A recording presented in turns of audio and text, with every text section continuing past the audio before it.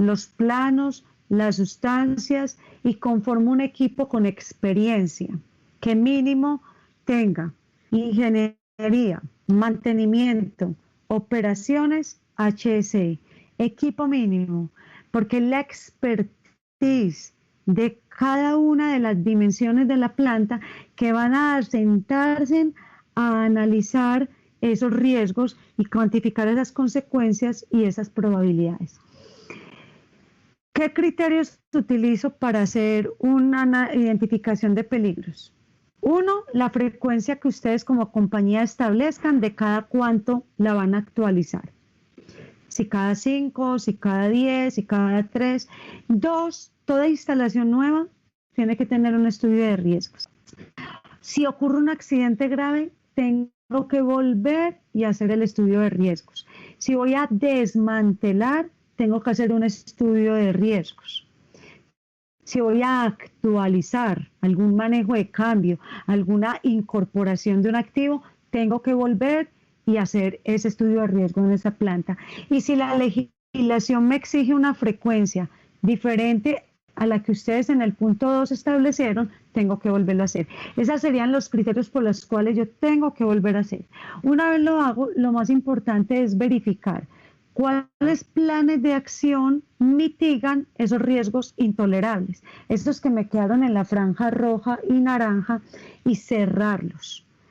De verdad, porque muchos quedamos con los ejercicios, pero todos los planes de acción se quedan abiertos. Bueno, primero antes de mostrarles esto, me gustaría que alguno me contara si ya tiene esa priorización de procesos y que nos cuente la experiencia, si ya tiene como esas frecuencias y que nos cuente alguno que nos pueda compartir. Hola Clarita, ¿cómo estás? Con Andrea de BAF. Hola Andrea, dale. Bien, Clarita, nosotros manejamos algo que llamamos como el concepto de seguridad por planta. De acuerdo a eso, pues, que es como una evaluación inicial que hacemos con ingeniería y mantenimiento y con los expertos en CEPRO, se evalúa pues el nivel de potencial de peligro de la planta. Dependiendo de eso, nos da, pues se analiza toda la matriz de riesgos en seguridad de procesos y se define de acuerdo al nivel o al potencial de peligro, cada cuántos años se hace un clinch review. Okay, Eso quiere decir que, por ejemplo, en el caso de nosotros en la planta, somos una planta para nosotros internamente de bajo potencial de peligro.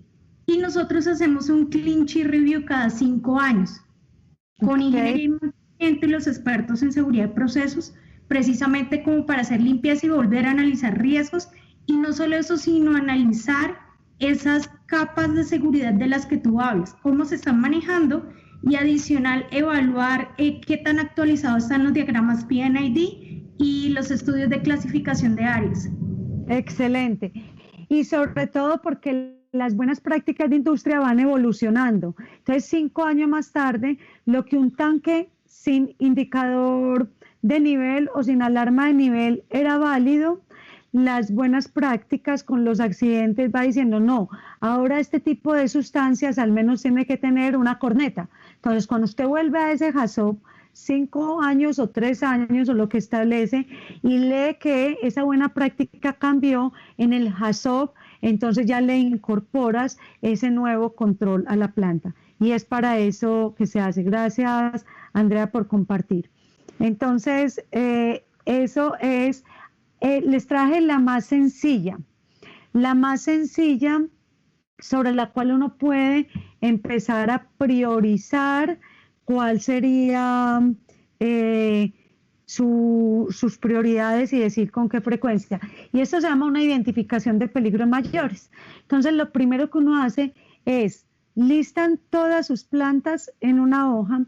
Para esas plantas, ya estoy acá, le pone todas las sustancias asociadas a sus peligros mayores. Y se pregunta, ¿qué es lo peor que me puede pasar con estos tanques de hipoclorito de sodio? Entonces uno dice, un evento puede ser que se rebose esos tanques. Otro puede ser que haya una mezcla accidental con ácido sulfúrico, con esos incompatibles que vimos, de lo que usted tenga. Otro, ta. Después coge la otra sustancia peligrosa, GLP. ¿Qué me puede pasar? Ruptura, que explote, que tenga una fuga por lo que acabamos de ver, que tenga esto otro. Entonces, con base en eso, para cada uno de esos escenarios, hasta ahí, si se en cuánto inventario y qué consecuencias, qué puede causarlo. Entonces voy, hipoclorito, oiga, el sobrellenado del tanque se puede dar porque no tiene monitoreo de nivel o porque las mirillas de nivel están tapadas y está dando una lectura errónea o porque no tengo una rutina que le estoy controlando que sí se esté haciendo, que el operador esté verificando que sí esté. Cuantifico las consecuencias con la matriz de valoración. Yo les traigo una, pero usted se va a su matriz y dice las consecuencias que pueden haber de esto son 4, 5, 3, en consecuencia puede haber fatalidades, puede haber, entonces se van a esa matriz. ¿Qué barreras o controles tengo y qué recomendaciones? Listo. Y eso es como un mini HACCP, pero simplemente estoy identificando esos eventos mayores. Con base en todo ese barrido, digo, empiezo con esto. Pueden iniciar por plantas o por sustancias. ¿Queda claro esa primera priorización?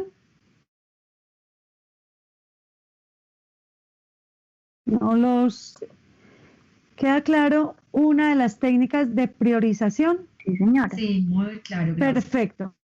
Entonces, eso es lo que ustedes van a hacer. ¿Por dónde van a arrancar ustedes para esa priorización? ¿Con qué estrategia van a utilizar? Oiga, o lo hacen con sustancias, por tipo de sustancias, o lo hacen zona de reacción, zona de almacenamiento, zona de bodega, zona de separación, zona de calentamiento. Y dicen definitivamente, me da, ¿qué es esto? Porque tengo esas personas, esta es una forma, esta que les dije es otra, llevar en una matriz estas variables, cuánto inventario, cuántas personas expuestas, y con base en eso, con la matriz, digo, empiezo y genero un plan a 5 años de actualización de estos estudios de riesgo. Entonces, ya teniendo en dónde voy a hacer esos estudios de riesgo, me voy a hacer los estudios de riesgo. Recuerden que hacer los estudios de riesgo es comprender frente a esos peligros que ya identifiqué, comprender ahí sí cuál es la frecuencia y la consecuencia para saber si mi riesgo es aceptable o no. Hay varias metodologías. ¿Quién me cuenta qué metodología utilizan? Por ejemplo, me gustaría escuchar a los que operen BASH, los que tengan operaciones tipo BASH y no continua. ¿Qué metodología utilizan? ¿Alguna que tengan clara de estas que les estoy proyectando? Entonces, bueno, dependiendo eso, la más comúnmente, como les digo, acá hay un portafolio de varias. Cuando uno tiene una información no tan actualizada, no se puede quedar manicruzado hasta esperar a que el otro elemento esté al día para empezar a identificar peligros y analizar riesgos. Entonces, ahí hay una que se llama What If, o qué pasaría si, y lo que ella hace es que tiene un portafolio de tantas preguntas que cubre muchísimos peligros y materialización de ellos. Esa es una ventaja que tiene. Uno que no necesita mucha competencia, se hace con una lluvia de ideas y con un cuestionario, y es interesante. ¿Qué limitación tiene? Que puede tener atajos. A otra es que pasa así y quedo con la sensación de que ya hice la identificación de peligros y análisis de riesgos y no me obliga a llegar a una profundidad y detalle. Está otro que se llama análisis de modo de falla y efectos, que está enfocado a cuál es el modo de falla y qué consecuencia genera. El modo de falla es que tengo pérdida de espesor de la tubería. y la consecuencia es que tengo la fuga y incendio. O el modo de falla es que se pega y se incrusta. Entonces va orientado a entender esos modos de falla, qué dificultad tienen, que a veces es difícil por lo que coges como por equipos, entonces puede ser complejo no cubrir todo el proceso.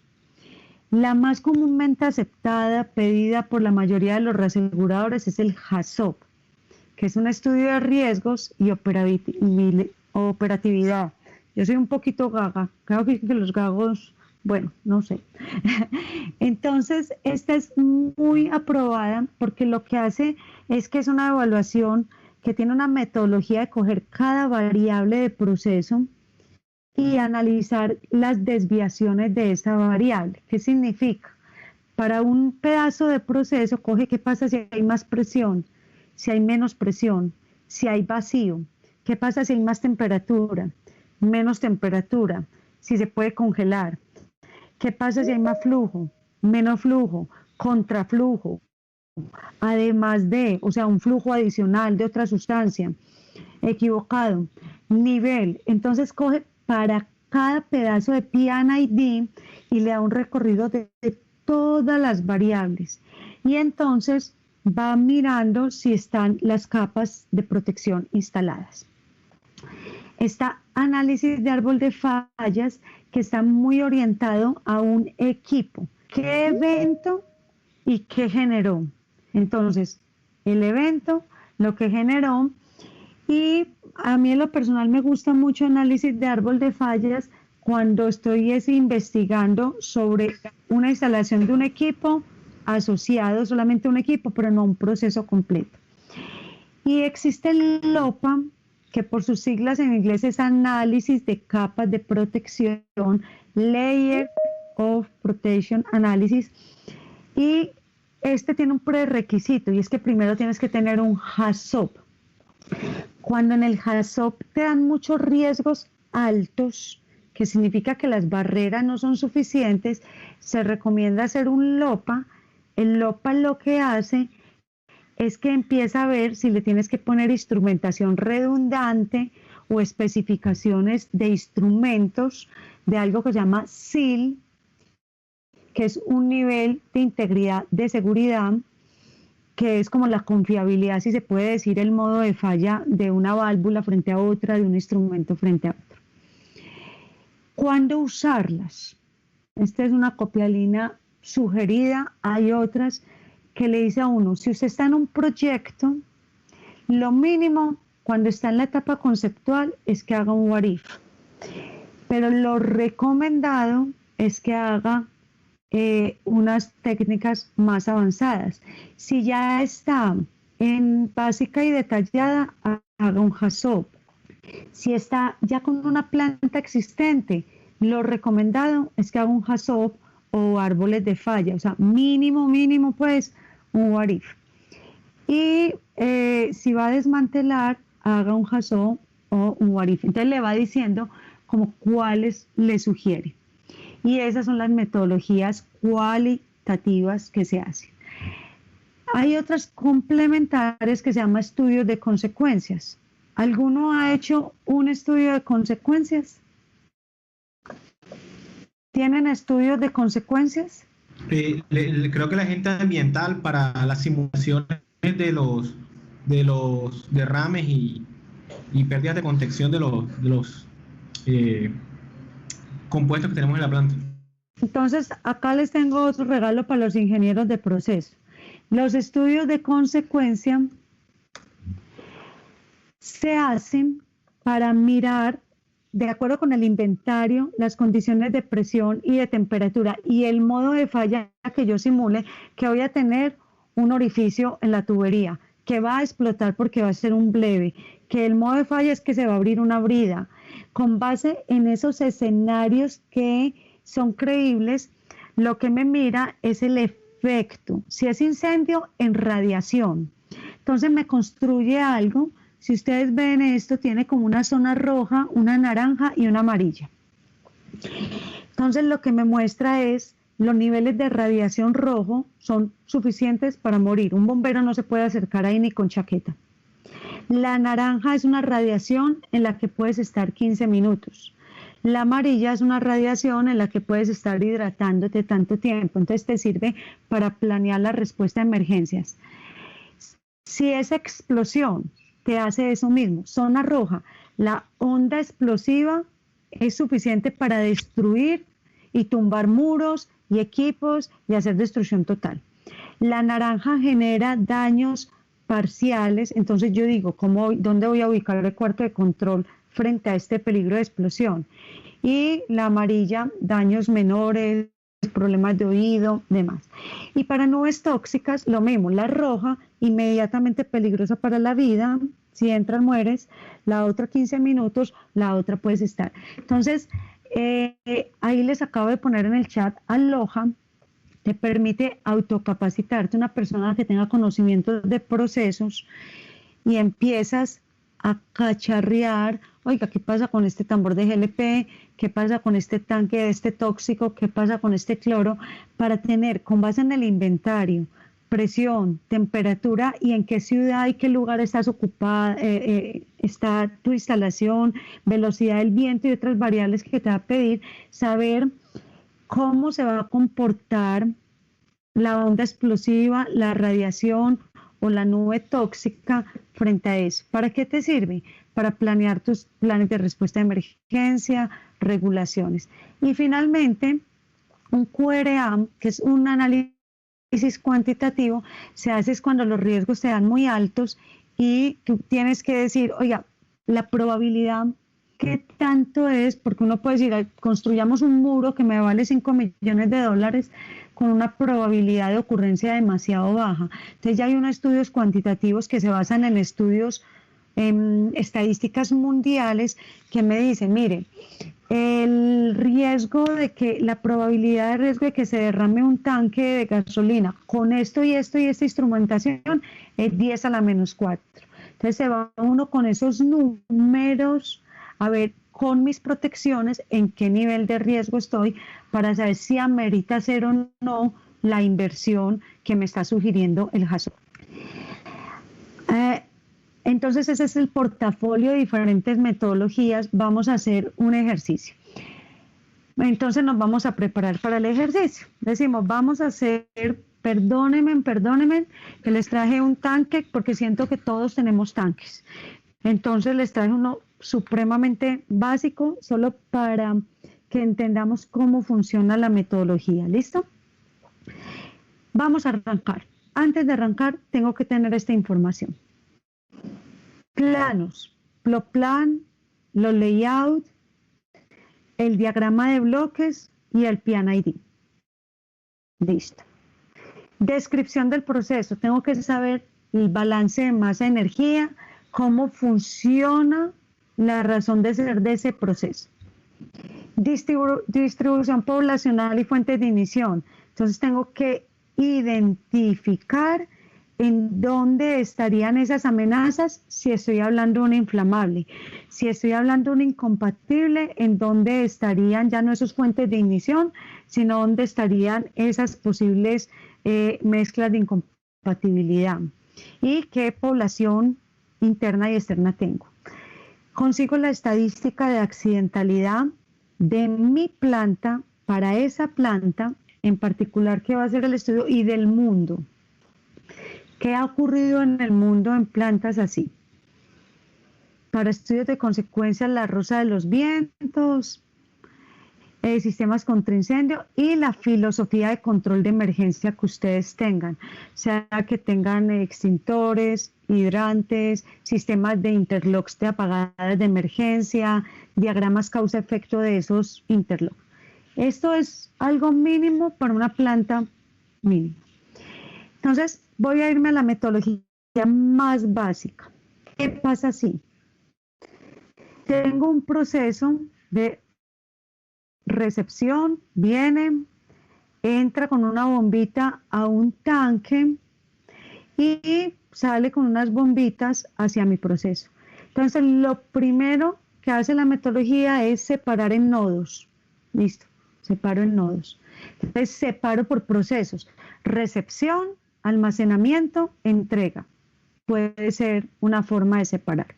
Entonces construí 3 nodos y cojo nodo por nodo y le empiezo a aplicar preguntas claves. Entonces voy a concentrarme en el de almacenamiento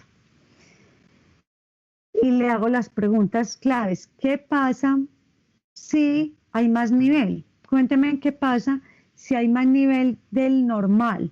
O sea, 70% es a lo que debe ser. ¿Qué pasa si hay más nivel? Y me pregunto, sobre esa pregunta, defino las consecuencias.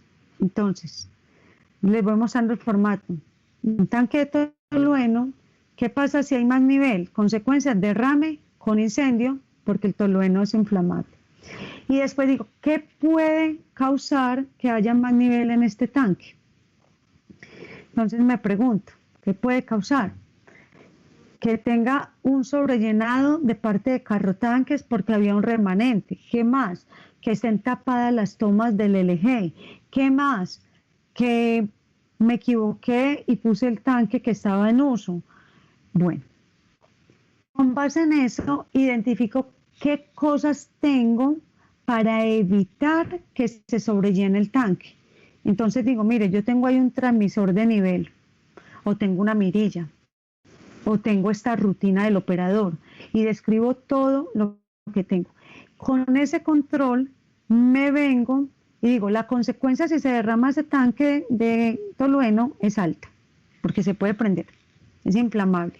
O la de un tóxico, esto, porque es corrosivo y daña las bombas. Lo miro consecuencias en personas, en ambiente, económicas y reputación, y la que me dé más alta. Y empiezo con esta sola mirilla, ¿cuál es la probabilidad? ¿Ha ocurrido o podría ocurrir tal? Si me da alta en la zona roja, tengo que generar más medidas. Si ya me da en un riesgo aceptable, no genero más recomendaciones. ¿Listo? Y entonces acá, por ejemplo, digamos medio alto, ese transmisor no es confiable, se tapa, lo que sea. Entonces me voy y le digo, no es suficiente por ser tolueno, una sola capa de protección, que sea un solo transmisor, no es una buena práctica. Entonces, para mitigar el riesgo, le adicionar rutina de medición manual, instalar un medidor independiente con alarma de alto y bajo nivel. Ya con ese control adicional, mi probabilidad baja y entonces me muevo en la matriz a un medio y ya es aceptable. Defino responsables, como está el mantenedor, el operador, se va generando. Así se hace un what if. Ahora, ¿qué preguntas? Si es un HACCP, es lo mismo, simplemente que acá en qué pasa si son las variables. Entonces, más presión, menos presión, más temperatura para cada nodo. Entonces, si ustedes ven, acá solamente he hecho una pregunta. Tendría que ir a recepción y hacer ese mismo barrido con 15, 20 preguntas y ir a entrega y hacer ese barrido. Les voy a mostrar, denme un minuto. Hay muchas listas ya genéricas de qué pasa si cuando uno no tiene el HACCP. Y siempre les recomendaré hacer primero HACCP. Denme un minuto, les muestro. Para los que no han arrancado, no tienen toda la información, arranquen con personas. Acá lo que yo tengo para garantizar que un what if no cometa la desventaja, que es que puede ser muy superficial, lo que yo hice fue bajar de un libro todas las posibles preguntas que uno debe hacer en sistemas de tubería. Barro todas estas preguntas: válvulas, en carga, si se incrementa la carga, si se baja, si se suspende, si le aumento la temperatura, si le adiciono uno más, si le adiciono uno menos. Entonces hago el ejercicio, si la composición química me cambia, si la concentración, si el erróneo. Para tanques, factores externos al recipiente. Si me falla el suministro de aire e instrumentos, si falla la energía, si colisiona un vehículo, entonces, por ejemplo, para mirar si tengo guardas que evite que rompa una línea o dañe un tanque, si la temperatura para cambios de estaciones, si hay altos vientos, tormentas. Teorías de tanques, bombas, mantenimiento. Si no se realiza la programación, si tiene un backlog en el mantenimiento, si utilizo el material que no es, si tengo una reposición, no tengo el repuesto crítico, si tengo forma de bajarlo, los tomamuestras, si están contra impacto, si el operador no hace esta actividad. ¿Para qué? Para volverle una rutina crítica en la que le hagamos monitoreo que se esté ejecutando, en la que pidamos que se registre. Entonces de acá, por ejemplo, salen rutinas del operador que deje trazabilidad de que la hizo y demás. En todo lo que plan, y con base en eso hacen el ejemplo que les acabé de mostrar. Clara. Y, señor. Bueno, sí, hola. Yo tengo un comentario respecto a lo que mencionas. Yo creo que la principal fortaleza del What If, bueno, y no creo, o sea, la principal fortaleza del What If es que reta cosas como el diseño, porque en el What If, de pronto el ejemplo que pusiste de más nivel da un poquito de confusión, que pareciera que el What If es como el HAZOP, pero en realidad el tipo de preguntas que salen en What If son más preguntas como las del documento que pusiste más adelante, que es ¿qué pasa si el conductor del carro tanque deja las llaves pegadas en el tanque? Ok.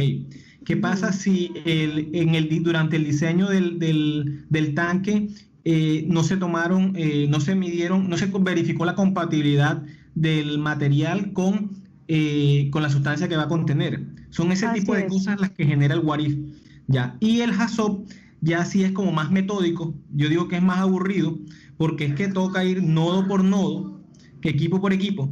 ¿Qué pasa si hay más presión? ¿Qué pasa si hay menos presión? ¿Qué pasa si hay presión negativa? ¿Qué pasa si hay presión positiva? ¿Qué pasa si hay ausencia del flujo? Pero es más detallado, pero no va a haber cosas que el What If sí ve. Por ejemplo, ¿qué pasa si cae un rayo? Que nos pasó una vez en la planta, cayó un rayo cerca de un equipo y una... Eso lo ve un What If. No, es que hay que poner para rayos cerca. Pero ese también lo veo en un HAZOP, porque el HAZOP bien hecho, aparte de las variables, sino que como pues hay un curso de identificación de peligros y análisis de riesgo que le muestra las bondades a todos, el HAZOP también tiene una parte, por eso se llama operabilidad, porque eso es lo que se nos está olvidando del HAZOP, que se nos olvida hacernos desviaciones frente al mantenimiento, desviaciones frente al modo de operar, desviaciones frente al comportamiento humano, porque nos estamos encasillando solo en presión, temperatura, flujo, composición y demás, y lo que pide el HAZOP es que también mires esas otras variables. Entonces, lo que yo recomiendo, por ejemplo, con un What If, es que primero uno haga el barrido de tratar de simular el HAZOP. Oiga, presiones, temperaturas, y después vaya a uno de esos cuestionarios que les acabo de preguntar, precisamente para ese abanico que quise traer esta lámina, porque tienes razón, pasé muy rápido, y dice cuestiona el diseño para garantizar que reconozcamos esos riesgos. Siempre yo recomiendo que arranquen con un What If, que hagan ejercicios de What If con estos preguntas y que haya personas con experiencia. ¿Qué pasa con una identificación de peligros y análisis de riesgo si no hay experiencia? Y les voy a contar mi experiencia. Cuando fui inexperta, era la procesista, entonces llegaba a un proyecto y el ingeniero de proceso le quiere poner alarmas a todo. Y como eso no cuesta, porque son configuraciones, cuando son en sistemas de control distribuido, que no es neumático, sino que es electrónico, entonces configúreme esta alarma y esta otra, y alto, y alto, alto. Entonces, rebosas la capacidad y terminas introduciendo diseños inseguros. Entonces, el éxito de una buena identificación de peligros y análisis de riesgos es que hayan personas desde la expertise de ingeniería que conozcan las prácticas y las barreras que desde ingeniería piden los códigos, desde operaciones que tengan la experiencia de saber cómo se van a comportar esas desviaciones y qué consecuencias, desde mantenimiento que conozca la criticidad y en dónde va hacer énfasis en recalcar la metalurgia, el tipo de acople, las expansiones, si necesita codos, si tiene que la rutina ser por condición, si tengo que hacer una inspección basada en riesgo, que más adelante vamos a ver de eso, no se preocupen. Y ese HSE que está pensando diferente, oiga, y por acá puede llegar y esa sustancia es grande y se quema y va para arriba y va para abajo y se puede evacuar. Entonces, ese equipo multidisciplinario es el que al final le va a dar esa óptica con la información. Entonces, esos serían esos dos grandes pilares. Recordemos, como para cerrar, tenemos ese primer entendimiento de que seguridad de procesos tiene que tener per se sustancias y energías peligrosas y que tenemos que gerenciar basado en riesgo. Ese primer pilar donde se sientan esos estándares, esas prácticas propias de la organización, esos roles. Y este segundo, donde tengo ya la información técnica sobre la cual entiendo los peligros y analizo los riesgos. ¿Listo? Entonces, para mañana recuerden, tratemos de mirar si les aplica o no la legislación y la matriz de valoración de riesgos. Espero que vayamos bien. Cualquier realimentación